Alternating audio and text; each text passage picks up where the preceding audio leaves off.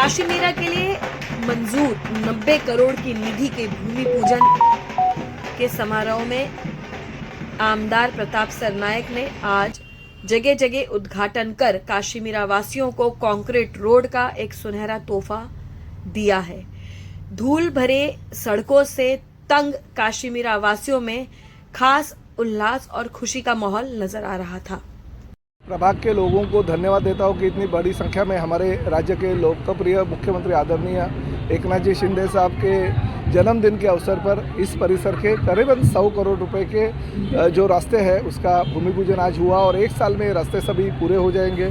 बहुत सालों से हमारे लोक प्रतिनिधि यहाँ के नगर सेवक नगर सेविका कोशिश कर रहे थे, मगर महानगर पालिका के पास निधि की कमतरता होने की वजह से वो रास्ते नहीं हो पा रहे थे।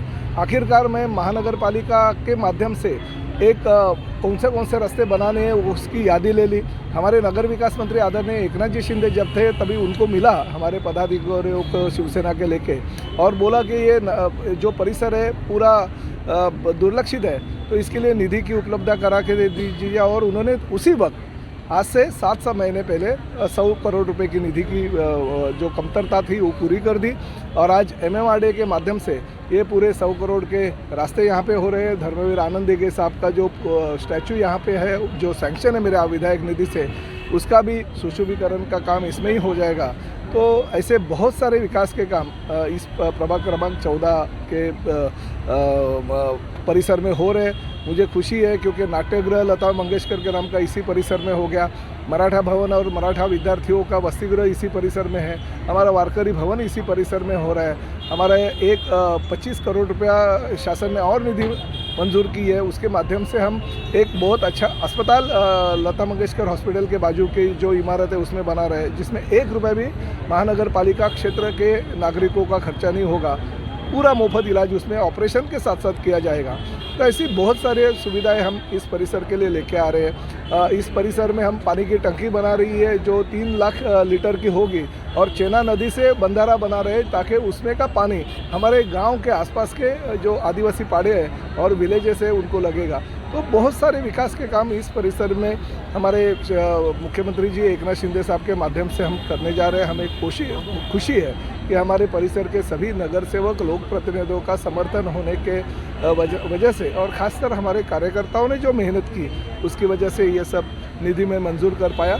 और धन्यवाद देता हूँ इस जनता को कि इतने साल उन्होंने बहुत कुछ सहा है, मगर अभी 1 साल के बाद में ये रास्ते पूरे होने के बाद में रास्ते के काम पूरे होने के बाद में इनको पूरी की पूरी महानगर पालिका के माध्यम से और MMRDA के माध्यम से सुविधा उपलब्ध हो। देखिए अभी तक कुछ नहीं हुआ था, अभी तक मेरी निधि का वापर नहीं हुआ था, आपको कुछ गलतफहमी है, मगर आज के बाद जो हम काम करेंगे वो पूरा का पूरा महाराष्ट्र शासन के MMRDA और मेरे विधायक निधि से होने जा रहा है। और ठीक है पीछे जो हो गया लोगों ने तकलीफ तो सहन की है, मगर राजकीय पार्टी के नेताओं ने या कार्यकर्ताओं ने आपस में वाद विवाद निर्माण नहीं करना चाहिए। लोगों की जो सेवा है लोगों के काम है वो करने के लिए कोशिश करनी चाहिए और सभी पदाधिकारियों ने अपना जो इज्जत एक दूसरे की है वो करनी चाहिए। किसी को दामन के ऊपर कोई छींटा नहीं उड़े, इसकी जिम्मेदारी भी कार्यकर्ता के रूप में सबकी होती है।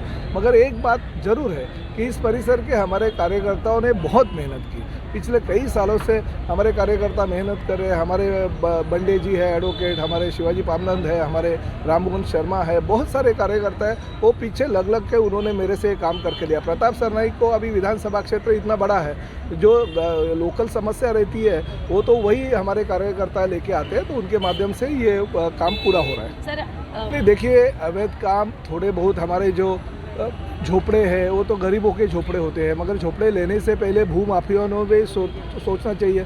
3-3, 4-4, 5-5 लाख रुपए वो गरीबों से लेते हैं मगर उनको सुविधा कुछ देते नहीं है और झोपड़ों में उनको बिठा के दे देते हैं और बाद में हमारे पास लाइट पानी और बिजली की समस्या लेके आते हैं, रास्ते की समस्या लेके आते हैं। वो नहीं होना चाहिए। महानगर पालिका के अधिकारियों ने पहले से ही उसके ऊपर ध्यान देना चाहिए और खासकर झोपड़े के लिए इतनी बड़ी हमारी समस्या नहीं है। हमारी समस्या जो है इनलीगल जो लॉजिंग बोर्डिंग होती है, वेश्या व्यवसाय वहाँ पे होता है, लेडीज़ बार वहाँ पे होते हैं, स्टूडियोज़ होते हैं, जिससे जहाँ बहुत सारा अर्थकारण होता है, तो ये चीज़ें नहीं होनी चाहिए। झोपड़ों तो एक समस्या नहीं है, लोगों को घर तो हर इंसान को घर मिलना चाहिए। बेचारे शासन अगर घर नहीं दे रहे इसलिए बेचारे वो झोपड़े में आके बस रहे, तो उनको उनकी समस्या नहीं, मगर हमारा एक समस्या बहुत बड़ी है कि लॉजिंग बोर्डिंग लेडीज़ बार इसके ऊपर कार्रवाई होनी चाहिए जो इलीगल तरीके से बन रहे हैं। सर, आपको आज कहा गया है कि महानगर पालिका सहयोग करते हुए जल्द से जल्द इस काम को पूरा करे, तो महानगर पालिका का क्या रोल रहेगा? आपके माध्यम से मैं वापस एक बार बताना चाहता हूँ, ये रोड बनाते टाइम अगर रास्ते में इंक्रोचमेंट आता है, कोई पाइपलाइन का शिफ्टिंग होता है, जो मेरा भाईंदर म्युनिसिपल कॉर्पोरेशन ने काम करना है वो हम जरूर और टाइम लिमिट में करेंगे, जिसके कारण MMRD जो ये कॉन्ट्रैक्टर रोड बना रहे वो टाइमली होना चाहिए। अभी जो विधायक सरनायक साहब ने बोला 1 साल के अंदर होना चाहिए, वो हिसाब से मेरा भाईंदर महापालिका का सहयोग देके जल्द से जल्द काम पूर्ण करने के लिए हम प्रयास करेंगे। Thank you.